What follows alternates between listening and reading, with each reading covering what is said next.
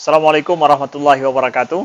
Anda rindu mendengarkan kajian-kajian dari ustadz-ustadz kita dari Aceh? Kunjungi channel YouTube Maulizul Akbar NAD.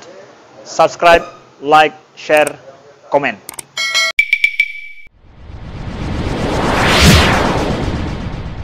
Ibadah karena takut dan juga dengan orang yang melakukan ibadah karena cinta.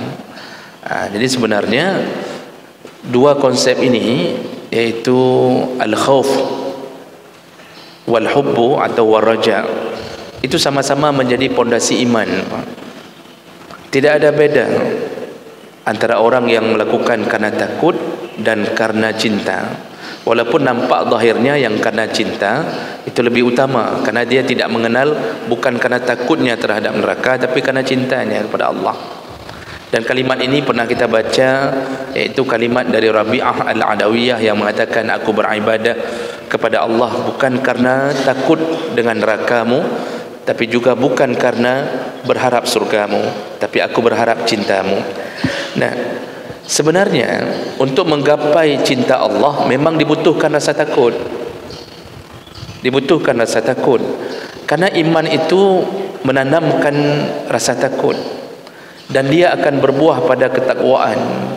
Takwa itu berdiri di atas dua: melakukan perintah, meninggalkan larangan. Dan itu kalau tidak ada rasa takut, itu tidak mungkin dilakukan. Tidak mungkin. Rasa takut ini menyelamatkan kita dari api neraka. Di antara beberapa dalil yang menyebutkan orang yang hidup dengan rasa takut kepada Allah, Allah akan selamatkan dia di akhirat. Di antaranya, kata Allah, ada dua air mata.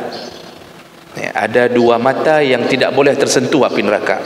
Ya, otomatis maksudnya bukan mata saja yang tidak dicampakkan ke neraka, pemilik matanya pun tidak dicampakkan ke neraka.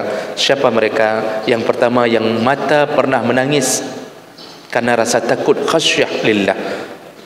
Mata yang pernah menangis, terduduk menangis mengingat dosa di masa lalu, banyak sekali dosa yang kita lakukan, malunya kita di hadapan Allah, kita sesali lalu menangis sendiri mengingat rasa takut itu.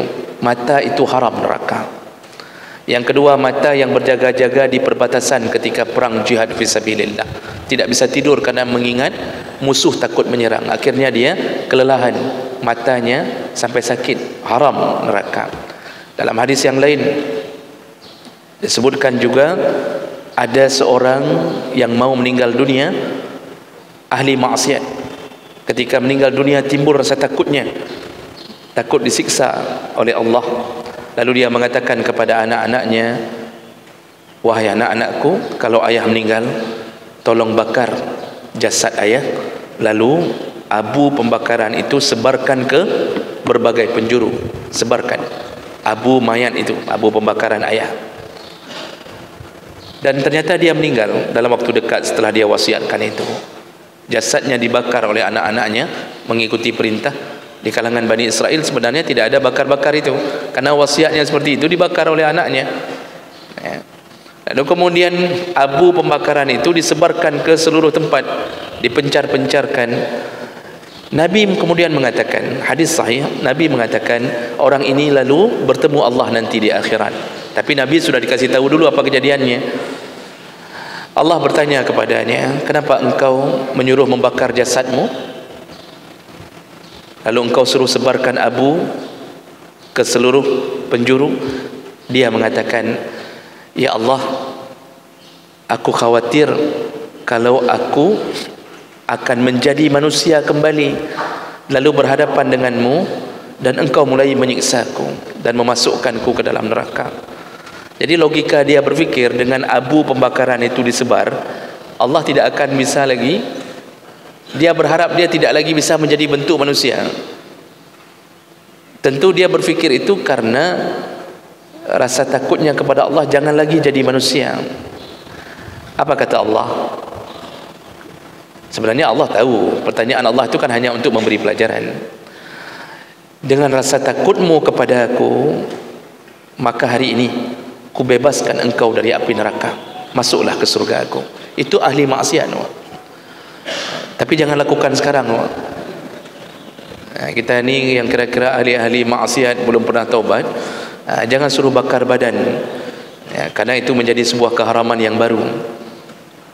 Itu contoh rasa takut. Seorang laki-laki ketika ingin berzina, karena dia memberikan hutang kepada salah satu saudara sepupunya yang perempuan, tidak sanggup bayar hutang, dia minta jatah, kalau enggak sanggup bayar hutang, layani saya. Ketika akan berzina, perempuan ini mengatakan, takutlah kepada Allah. Laki-laki ini tiba-tiba langsung merasa takut. Akhirnya dia bilang ke perempuan ini, pergilah, enggak jadi berzina, ambil semua hutangku, enggak usah bayar. Ternyata amalan itu menjadi penyebab dibukanya pintu gua. Itu doa dari 3 laki-laki yang terkurung di dalam gua, karena enggak bisa buka pintu lagi. Tim SAR tidak ada, telefon 119 tidak diangkat, tak ada yang bisa tolong satu pun. Akhirnya mereka berharap hanya amal saleh. Salah satu amal saleh yang disebutkan untuk membuka batu besar itu adalah dia tidak jadi berzina karena takutnya kepada Allah. Jadi takut dan cinta itu memang bahagian satu dari iman. Itu modal kita, Bang, untuk berangkat menuju akhirat. Sekarang coba lihat buktinya orang tidak takut. BBM naik. Setelah BBM dinaikkan, Bapak baca berita atau rasakan sendiri, BBM kita kualitasnya diturunkan. Yang biasanya 200.000 sampai dari sini ke sana, sekarang tinggal setengah, Pak. Dan ini sudah mulai viral. Cobalah rasakanlah. Jadi waktu naik mobil tu, naiklah dengan rasa cinta ke mobil maksudnya. Itu terasa. Dan sekarang sudah mulai viral. Ditipu 2 kali. BBM naik lalu diturunkan kualitas. Kalau bukan karena rasa takut kepada Allah, mungkin mereka tidak akan tobat dengan urusan ini. Masya Allah, luar biasa. Rakyat dihabisi, yang di atas berfoya-foya. Na'udzubillah min zalik. Dan di saat para ulama diam, di saat orang-orang diam, Allah tidak akan diam dengan perbuatan itu. Wa mallahu bighafilin amma ya'maludz zalimun. Allah tidak akan lalai dengan perbuatan orang-orang zalim, tidak akan lalai. Cuma tunggu waktunya saja. Tunggu tenggelam di tengah laut merah.